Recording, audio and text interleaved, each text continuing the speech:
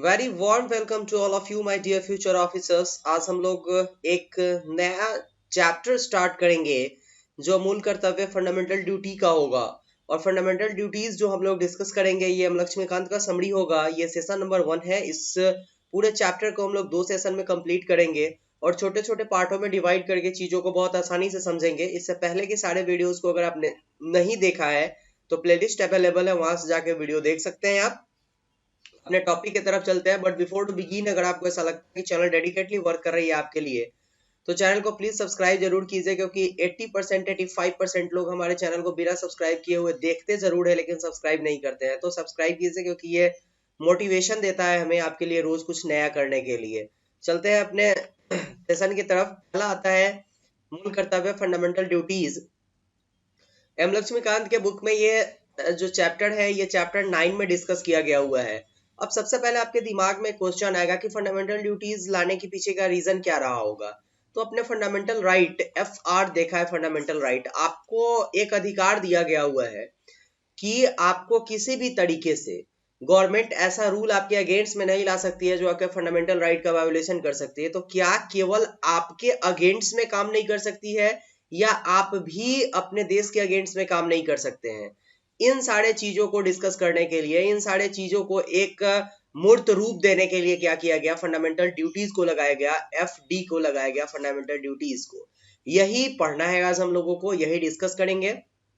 तो सबसे पहले अगर हम लोग देखें तो नागरिकों के अधिकार और कर्तव्य आपस में संबंधित होते हैं। अगर आपको फंडामेंटल राइट दिया गया हुआ है तो आपके फंडामेंटल ड्यूटीज भी होने चाहिए। अगर आप दोनों को हटा देंगे तो फिर मतलब नहीं बनता है एक संविधान का, एक कॉन्स्टिट्यूशन का। तो मूल संविधान में जो है वो मूल अधिकार को तो रखा गया हुआ था लेकिन मूल कर्तव्य को नहीं रखा गया, क्योंकि उस वक्त संविधान निर्माताओं को इस तरीके के बातों की आवश्यकता दिखी नहीं थी कि फंडामेंटल ड्यूटीज भी होना चाहिए। लेकिन बाद में जब इस तरीके के कंडीशन क्रिएट होने लगे कि लोगों ने केवल अपने फंडामेंटल राइट का फायदा उठाने लगा और फंडामेंटल ड्यूटीज की कहीं कोई बात नहीं आई, उस सिचुएशन में क्या हुआ कि फिर से फंडामेंटल ड्यूटीज को जोड़ने की बात कही गई और 1976 में जो है वो फंडामेंटल ड्यूटीज को जोड़ा गया। और 2002 में एक और चेंजेस करके पूरे फंडामेंटल ड्यूटीज 1976 में जब इसको 42nd कॉन्स्टिट्यूशन अमेंडमेंट के बाद जोड़ा गया हुआ था, इसमें 10 फंडामेंटल ड्यूटीज को जोड़ा गया। लेकिन जब 2002 में एक बार और अमेंडमेंट किया गया इसमें, तो एक और जो है वो चीज को जोड़ा गया, एक और कॉलम जोड़ा गया और अभी के समय में जो है वो फंडामेंटल ड्यूटीज की संख्या 11 हो गई है। अब एक चीज आपके दिमाग में आया होगा कि फिर से हम लोगों ने फंडामेंटल ड्यूटीज को आखिर लिया कहाँ से था। तो इसको हम लोगों ने रूस से लिया था। और आप बड़े बड़े देश के ऊपर बात करेंगे अगर, तो जैसे कि अमेरिका, कनाडा, फ्रांस, जर्मनी वगैरह हो गया, इन सारे जगहों पर आपको फंडामेंटल ड्यूटीज देखने को नहीं मिलेगा। लेकिन रूस जो है वो इकलौता ऐसा देश है जहां पर आपको फंडामेंटल ड्यूटीज देखने को मिल जाएंगी। ये तो बात हो गई इसके इतिहास की। अब आते हैं इंडिया में इसको लाने के पीछे का क्या रीजन होगा। तो 1976 में कांग्रेस पार्टी जो थी वो स्वर्ण सिंह कमेटी का गठन की 1976 में। अब 1976 में जो गठन किया गया हुआ था इसका, तो ये वो समय था जब भारत में आपातकाल लगा हुआ था और यहाँ पर मूल कर्तव्यों को लाने की बहुत ज्यादा आवश्यकता हो गई थी, क्योंकि लोगों को इस बात, लोगों के सामने ये बात दर्शाया जाना चाहिए कि आपके कुछ अधिकार भी है जिसको आपको पालन करने की जरूरत है। अब ये समिति जो है अपनी सिफारिश जो है वो पेश की। पेश करने के बाद सरकार को ऐसा लगा कि मूल कर्तव्य को निभाना चाहिए लोगों को और मूल कर्तव्य को संविधान में शामिल किया जाना चाहिए। अब इसके बाद हो गया 42nd कॉन्स्टिट्यूशनल अमेंडमेंट 1976 और इसमें जोड़ करके क्या किया गया कि भाग 4 में आपने देखा था DPSP को जोड़ा गया हुआ है। DPSP directive principle of state policy को, जिसको हम लोगों ने पिछले सेशन में कंप्लीट किया है। अब इसी में भाग 4 में एक नया सेक्शन जोड़ दिया गया क, और इसमें जो है आपने 36 से 51 तक को आर्टिकल 36 to 51 DPSP को देखा था भाग 4 में। अब इसी में 51 क को जोड़ दिया गया और यहाँ से आपके फंडामेंटल ड्यूटीज को जो है वो यहाँ पर ला दिया गया। ये चीज आई।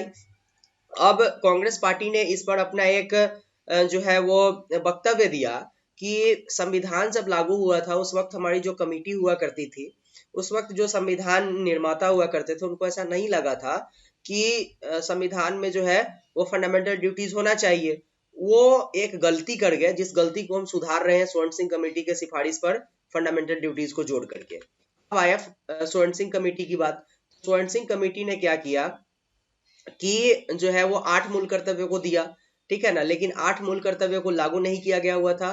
इसमें जो है 42वें संविधान संशोधन द्वारा 10 मूल कर्तव्यों को जोड़ा गया हुआ था। और जो चीज स्वर्ण सिंह कमेटी से नहीं जिया गया हुआ था वो यहाँ पर 3 बातें हैं, जिसको यहाँ पर पहला तो ये है कि कर अदायगी को मूल कर्तव्य जोड़ा जाए, मूल कर्तव्य में जोड़ा जाए, ये गलत हो गया, इसको नहीं माना गया हुआ था। दूसरा, संसद किसी आर्थिक दंड या सजा का प्रावधान तब कर सकती है जब कोई व्यक्ति कर्तव्य का अनुपालन करने से इनकार कर दे, ये भी नहीं जोड़ा गया हुआ था। और एक और बात नहीं जोड़ा गया था कि मूल अधिकारों को लागू करने के आधार या मूल कर्तव्यों के अरुचिकर होने के आधार पर कोई भी कानून इस तरह का अर्थदंड या सजा देने के प्रावधान अदालत द्वारा नहीं करेगी। इन सारे चीजों को लागू नहीं किया गया था। अब जो चीज मूल कर्तव्य में लागू किया गया, आर्टिकल 51 के ए में जो 11 चीजों को अभी तक लागू किया गया हुआ है उसको देखते हैं। अगर आप भारत के नागरिक हैं तो आपको यह अधिकार होगा कि आप संविधान के जितने रूल है उसका पालन करें, उसके आदर्श को और संस्थाओं को, राष्ट्रीय ध्वज का, राष्ट्रीय गान का, इस सारे चीजों का आप आदर करेंगे। दूसरा फंडामेंटल ड्यूटीज ये है आपका कि हमारे राष्ट्रीय आंदोलन को प्रेरित करने वाले उच्च आदर्शों और हृदय में संजोए रखे और उसका पालन करें। अब हमारे देश में जो है राष्ट्रीय आंदोलन को प्रेरित करने वाले उच्च आदर्श जितने थे उन सारे को जो है हमको पालन करना है। वैसा नहीं करना है कि महात्मा गांधी ने असहयोग आंदोलन को लागू किया गया था तो महात्मा गांधी को गाली देना स्टार्ट करेंगे। इसके बाद भारत की संप्रभुता, एकता और अखंडता, भारत की सॉवरेनिटी और इंटीग्रिटी को बनाए रखने में आपको अपनी अहम भूमिका निभाना है। अब कन्हैया कुमार के जैसा आप भारत तेरे टुकड़े टुकड़े होंगे, सरजिली वान जैसा आप ये नहीं बोल सकते कि हम चिकन नेक बना देंगे इंडिया को। इसके बाद आता है देश की रक्षा करें और आह्वान करने पर देश की सेवा करें। अगर आपको ऐसा है कि यह सिचुएशन क्रिएट होता है कि देश में ऐसा समय आ गया है जब आपको राष्ट्र की सेवा करने की आवश्यकता है तो आप इसको करिए, आपके फंडामेंटल ड्यूटीज है।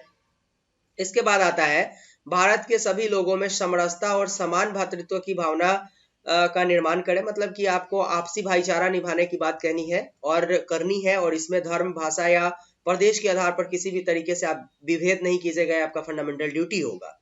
इसके बाद आता है कि हमारी सामाजिक संस्कृति और गौरवशाली परंपरा का महत्व समझने और उसका परीक्षण करें। अब आपका जो संस्कृति है, आपकी जो परंपरा है उसको आप समझें और उसको जो है वो पूरी तरीके से अप्लाई करें अपने आप में, अपने सोसाइटी में, जिससे कि वो सभ्यता और संस्कृति बची रहे।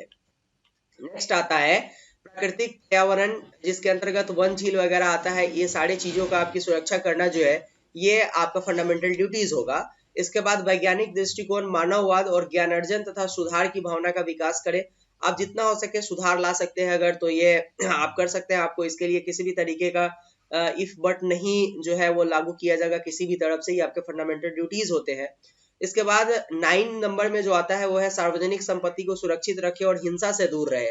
यूपी में आपने देखा होगा रेलवे स्टेशन को उखाड़ के फेंक दिया गया था। इस कंडीशन में क्या हुआ था सीएए को लेकर के, इस कंडीशन में योगी आदित्यनाथ की सरकार ने पूरी तरीके से जो है उन लोगों से हर्जाना वसूला था, क्योंकि ये उनकी जो है फंडामेंटल ड्यूटीज है कि वो सार्वजनिक संपत्ति की सुरक्षा करे।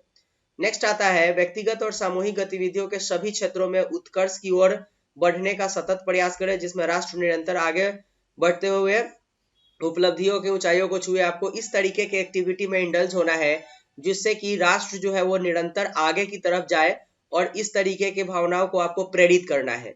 लास्ट जो 11 नंबर था इसको 2002 में 86 कॉन्स्टिट्यूशनल अमेंडमेंट के बाद जोड़ा गया था, और यही 11वां नंबर जुड़ा था जिससे एग्जाम में डायरेक्ट क्वेश्चन आते हैं। 6 से 14 वर्ष के जो बच्चे होंगे इनको शिक्षा प्रोवाइड कराना उसके गार्जियन का एक हक होगा, अधिकार होगा, ठीक है ना। और इसी को जोड़ा गया हुआ था जो है वो 86 कॉन्स्टिट्यूशनल अमेंडमेंट 2002 में, जिसको हम लोगों ने देखा, और ये लास्ट फंडामेंटल ड्यूटीज बन करके आया हुआ था। सारे चीजें डिस्कस किए। इसके बाद हम लोग देखेंगे फंडामेंटल ड्यूटीज का जो है वो अपवाद क्या है, क्यों उसको लाने के पीछे का एक पुराना मकसद क्या रहा हुआ था, ये सारी चीजों को वाइड डिस्कस करेंगे सेशन 2 में जो लास्ट होगा इसका। और अगर आपको लगा कि ये सारे जो आपके लिए वीडियो में चीजें दी गई ये सारे आपके एग्जामिनेशन पॉइंट ऑफ व्यू से रिलेवेंट है तो चैनल को सब्सक्राइब और शेयर जरूर कीजिएगा, क्योंकि 85 to 90% आदमी अभी के रिपोर्ट के हिसाब से चैनल को सब्सक्राइब किए बगैर देखते हैं, लेकिन देखते जरूर है। तो सब्सक्राइब करने से ना आपको पैसा लगता है और हमें बहुत कुछ मिलता है, जो मोटिवेशन के साथ साथ इनकम भी होता है। तो चैनल को सब्सक्राइब और शेयर जरूर कीजिएगा। नेक्स्ट सेशन हम लोग सेशन 2 में डिस्कस करेंगे और बातों को। मिलते हैं नेक्स्ट वीडियो में, तब तक के लिए थैंक यू, गुड बाय।